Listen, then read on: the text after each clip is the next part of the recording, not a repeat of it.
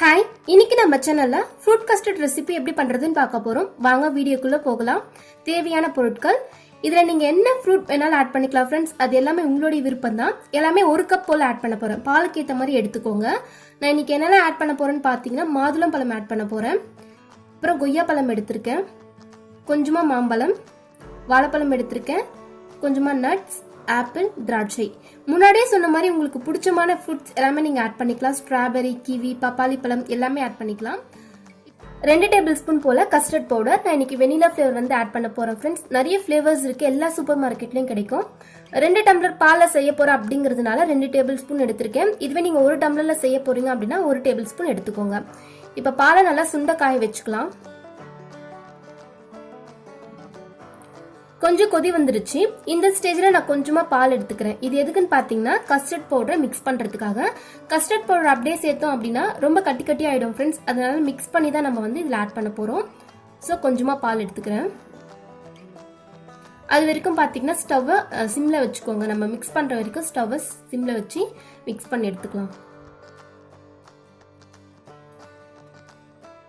பவுடரை கொஞ்சம் கொஞ்சமா சேர்த்து மிக்ஸ் பண்ணிக்கோங்க ஃப்ரெண்ட்ஸ். இதை மிக்ஸ் பண்ணிட்டு நம்ம பால் காய வச்சிருக்கோம் பாத்தீங்கன்னா, நான் அதில் அப்படியே ஆட் பண்ணிட போறேன். ஆட் பண்ணிட்டு கை விடாம நீங்க அந்த பவுடரை ஆட் பண்ணிட்டீங்க அப்படின்னாலே கை விடாம கிளறிக்கிட்டே இருக்கணும். அப்பதான் அடி பிடிக்காது, கட்டி கட்டி ஆகாம இருக்கும்.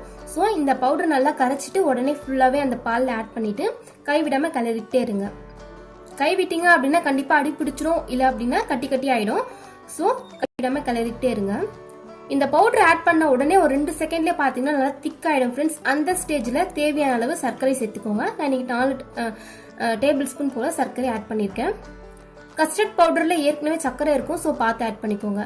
ஆட் பண்ணிட்டு கையே விடக்கூடாது, கை விடாம நல்லா கிளறிக்கிட்டே இருக்கணும்.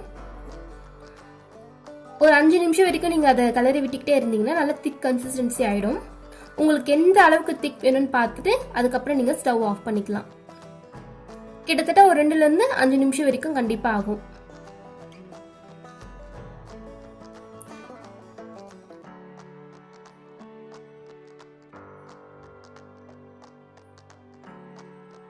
இப்ப பாருங்க நல்லா திக்காயிடுச்சு.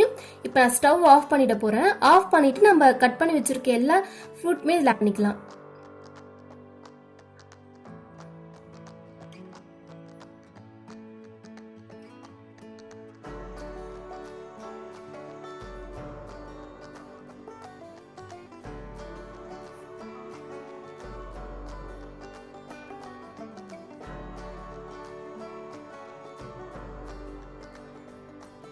எல்லாமே சேர்த்தாச்சு.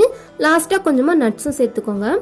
சேர்த்துட்டு எல்லாம் மிக்ஸ் பண்ணிக்கோங்க. எல்லா பழமும் நல்லா மிக்ஸ் ஆகிற மாதிரி மிக்ஸ் பண்ணிட்டு நீங்க சூடாவும் சாப்பிடலாம், அப்படி இல்லைன்னா ஃப்ரிட்ஜில் ஒரு 2 hours வச்சுட்டு அதுக்கப்புறமா எடுத்து சாப்பிடலாம். ரொம்ப டேஸ்டியா இருக்கும். இப்போ எல்லாம் நல்லா மிக்ஸ் பண்ணிக்கலாம். அவ்வளோதான் ஃப்ரெண்ட்ஸ், நம்மளுடைய ஃப்ரூட் கஸ்டர்ட் வந்து ரெடி ஆயிடுச்சு. கண்டிப்பாக உங்கள் வீட்டில் ட்ரை பண்ணி பாருங்க, எல்லாருக்கும் ரொம்ப பிடிக்கும். இந்த வீடியோ உங்களுக்கு பிடிச்சிருந்தா சேனலுக்கு சப்ஸ்கிரைப் பண்ணிக்கோங்க. இது போல் இன்னொரு இன்ட்ரெஸ்டிங்கான வீடியோவில் பார்க்கலாம். தேங்க்ஸ் ஃபார் வாட்சிங்.